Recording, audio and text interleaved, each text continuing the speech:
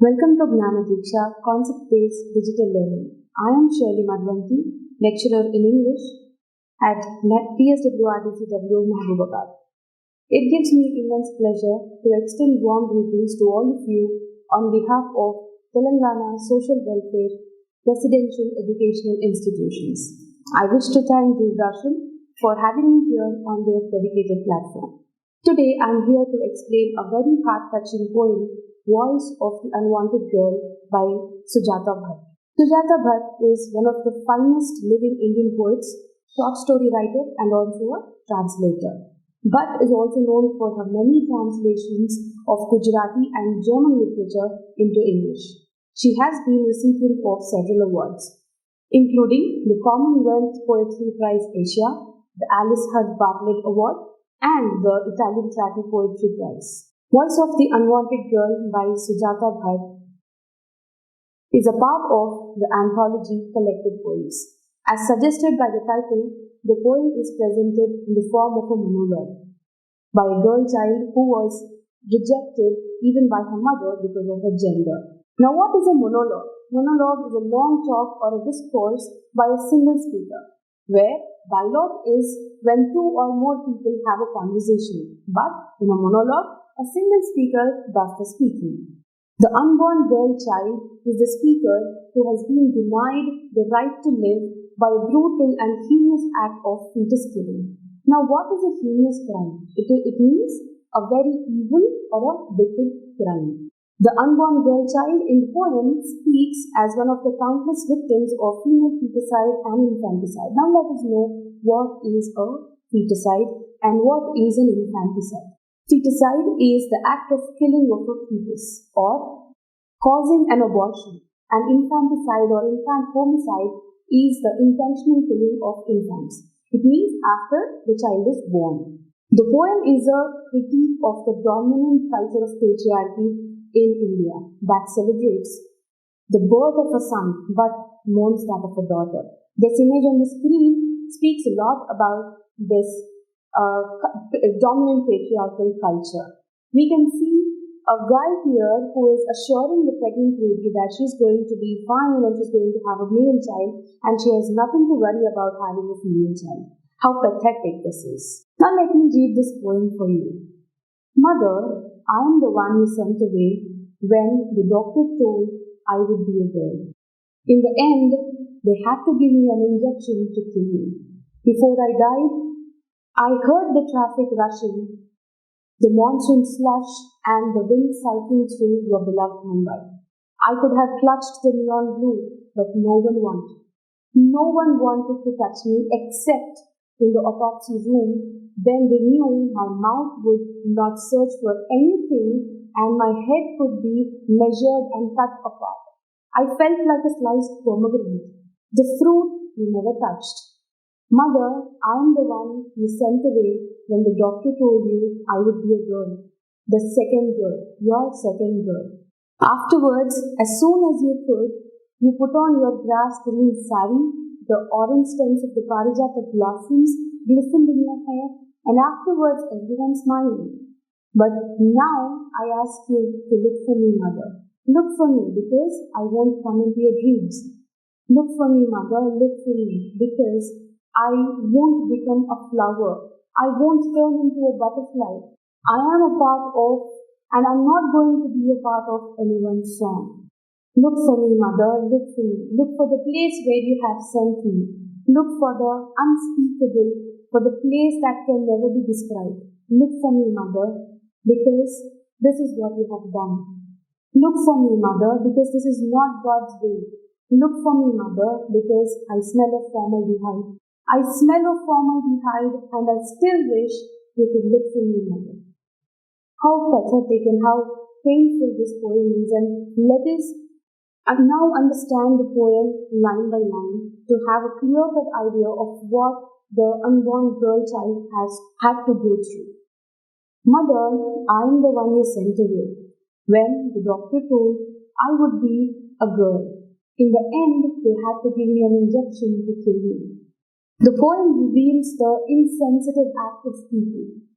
The fetus shares her views in both stages, before and afterward.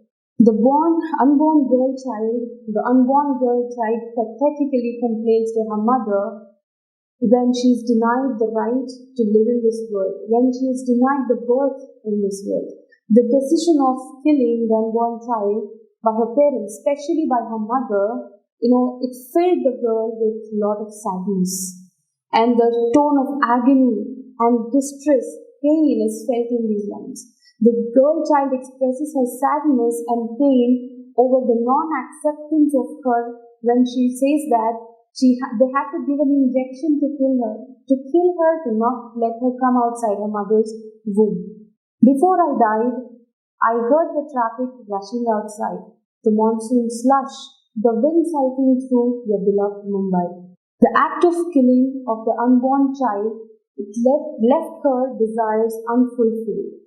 Before her birth, when she was in her mother's womb, she was able to experience the activity outside the world. She could hear the traffic rushing and the monsoon slush.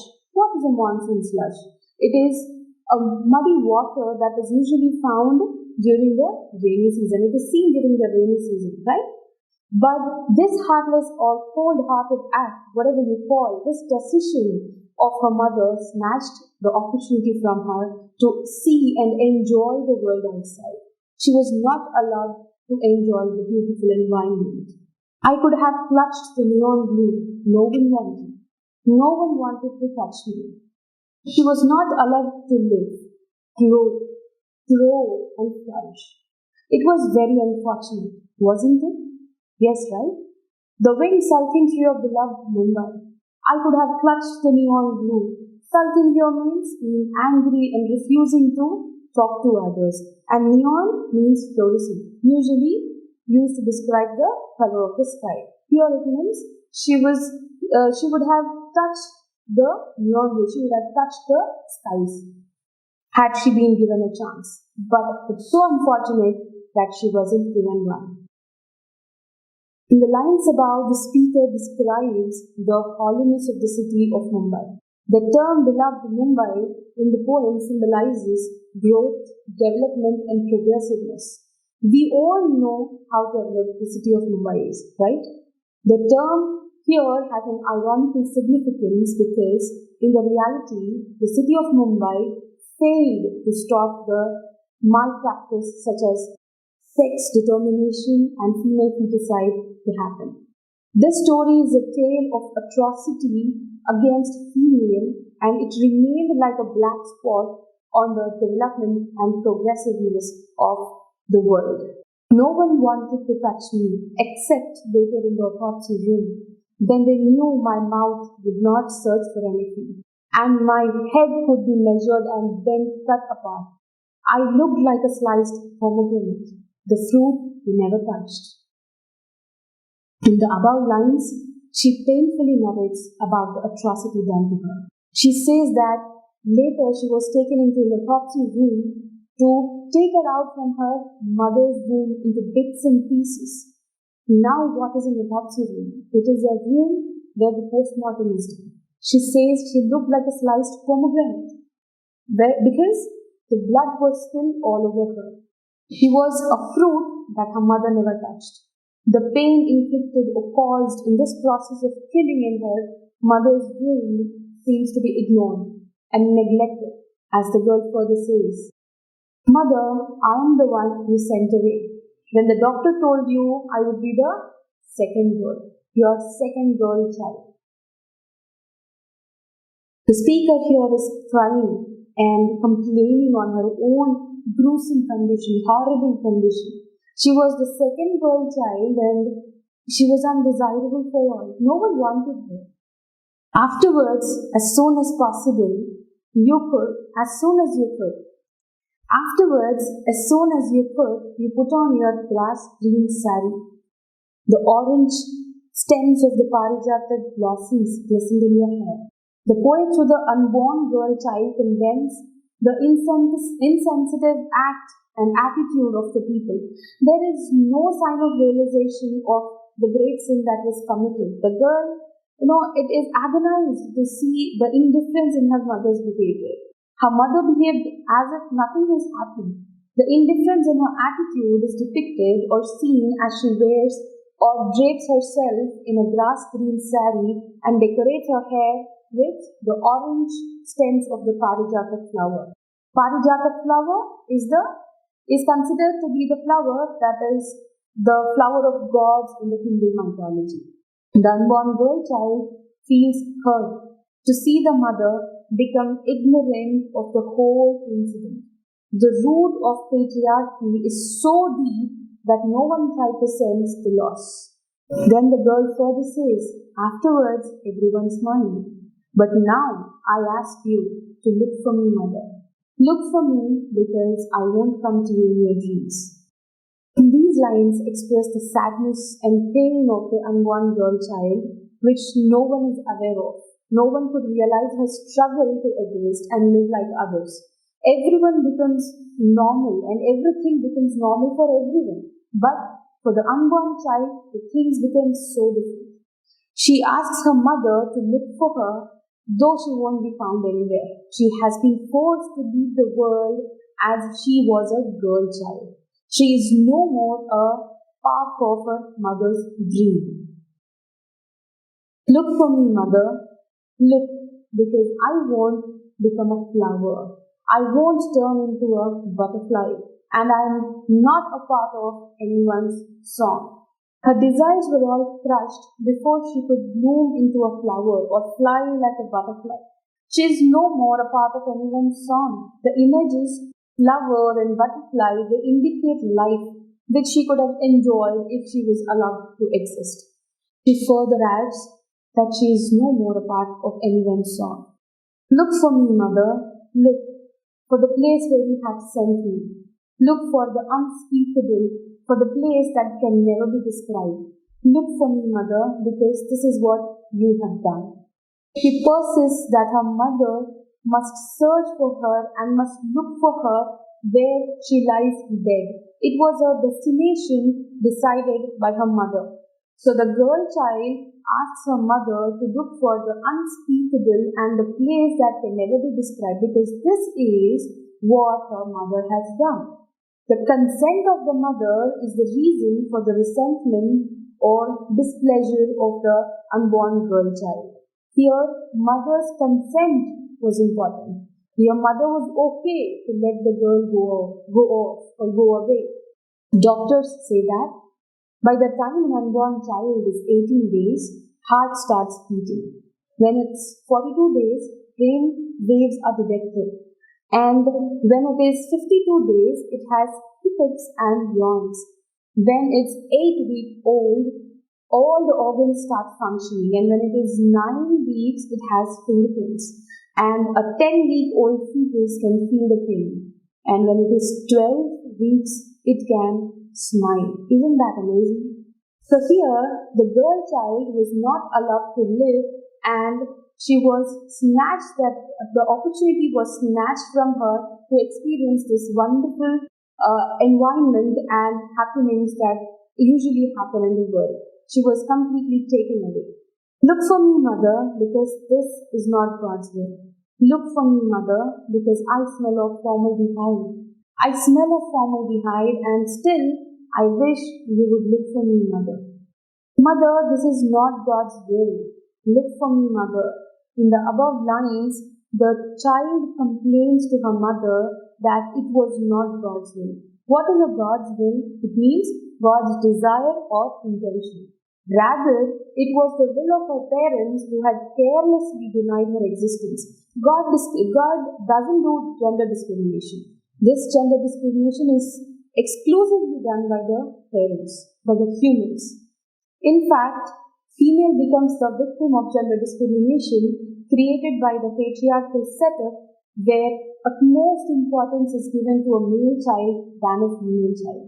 A woman who gives birth to a male child is treated as a great woman, and the one who gives birth to a female is treated as an inferior. These kinds of beliefs and practices are the main reasons for female feticides to happen. I smell of formaldehyde. Still, I wish you could look for me, mother. You would look for me, mother. A formaldehyde is a chemical compound used as a disinfectant, and also as a biological preserving medium. In the above lines, the unborn child expresses her strong quest of identity and the craving for existence. The girl child wanted to live, experience the world, but she wasn't alone. Now she wants her mother, who has become a part of this age-old patriarchal, practice and setup, to realize this evil. She wants her mother to realize the evil that she has done. She wants her mother to realize what she has done to her just because she was going to be a second girl child or a girl child. So in this picture, we can see how this abortion is done and how forcefully a child is, or an infant is taken out from the mother's womb where she's supposed to be so safe, right? Sujata Bhatt exhibits her strong female sensibility in this poem. Each and every line emphatically, or you can say vigorously, expresses the purpose of this poem. The images and symbols have been aptly used to arouse the feelings pain, agony, despair, distrust, and apathy. The images of the sliced pomegranate and the smell of formaldehyde, they arouse the feeling of pity.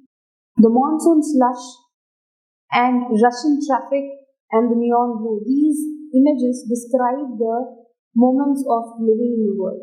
The wind that sulks through the city of Mumbai is an image of disappointment that the beloved city of Mumbai proves of. The harsh reality of Mumbai is evident. The impact of language of the poem is felt as desire. The evil of female feticide is inhuman and unnatural. The poet has successfully created awareness towards such evil practices. So we see these kind of images in the maternity hospitals or any sort of clinics where pregnant ladies go to have a checkup. Sex determination is a crime, or disclosure of sex of fetus is prohibited under the law. The government of India has, enacted a law in the year 1994 in all states of India with the intent to prohibit prenatal diagnostic techniques for determination of the sex of the fetus, leading to female feticide. This is called the Prenatal Diagnostic Test Act, PNDT Act of 1994. This is to say the preliminary objective was to put a check on female feticide. And this image tells us the further uses of the act and what kind of punishments are given if a person goes for this prenatal determination and then goes for a female feticide. And we have a question for all those people who are obsessed, with male child. Here is a simple question for you to ponder upon. You want a beautiful girl as your girlfriend, an understanding wife, an obedient daughter-in-law, a loving mother, a caring sister. Then why not a precious daughter? Think about this. Look at these beautiful faces. The girls, they're smiling. We can see the life in their eyes and in their smiles. It is rightly said that we need to educate a girl in order to educate a nation. Beti Bachao, Beti Padhao. Now let us understand the meanings of the new words that we have come across in the poem. Slush. What is a slush? It's a muddy water. It is usually found in the rainy season. Sulking. Being very angry and refusing to talk to others. Autopsy. What is autopsy? A medical examination room where the dead person's postmortem is done. Autopsy is also known as postmortem. The autopsy room is also known as postmortem room. Then glisten. What is glisten? Shine. Formaldehyde. A chemical compound. It is used as a disinfectant and also a biological preserving medium.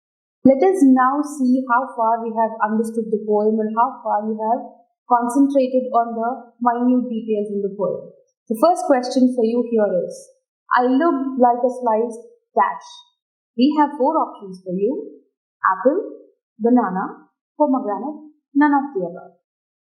Yes, you're right. A sliced pomegranate. Then, the poem demands for a world in which dash. Again, four options for you. Gender discrimination does not exist. Nature is protected. Poor is protected. Or all of the above. Think. It is quite tricky, I know. Very good. Gender discrimination does not exist. The poem is the articulation of dash, a girl child, a boy, a mother, none of the above. Very good, a girl child. Then, in which city did this infanticide or feticide take place? Yes, it is Mumbai, because we have heard the girl saying, your beloved Mumbai. Very good. Then, the last question for you in this multiple choice is, to whom is the poem The Voice of the Unwanted Girl addressed? Whom is the girl talking to? Mother, doctor, the girl, audience, what? None of the above. Yes, the girl is talking to her mother. We see the girl repeatedly saying or asking her mother to look for her. Very good. Now we have this mark true or false kind of sentences where you need to go through each sentence and mark true or false. Mother was taken to the autopsy room by force. Was this act done by force? No, right? How can you say that? It is said in the lines where the girl says, you agreed. Mother, you were okay with it when the doctor said I was going to be the second child, you didn't want me. And later on, when she was aborted and when she went back to her place, she dressed herself in the grass green sari and put on this parijata blossoms in her hair. It means the mother was happy with it. It was not done by force. Then, the doctor was solely responsible for the heinous crime. Was the doctor only responsible? No. It was also her mother's decision to abort the child or to kill the child. Then, the female feticide took place in Mumbai. Very good, it is true. Then, the speaker was the second girl child of the mother. Very good, it's true again, because the girl said, you decided to send me away when the doctor told you that I would be a girl, your second girl. Then, the speaker was the mother. Was the mother speaking or the child? Yes, the child was speaking, but this sentence is false. I hope you have understood the lesson. Have a nice day. Prepare well. All the best for your examinations. Thank you.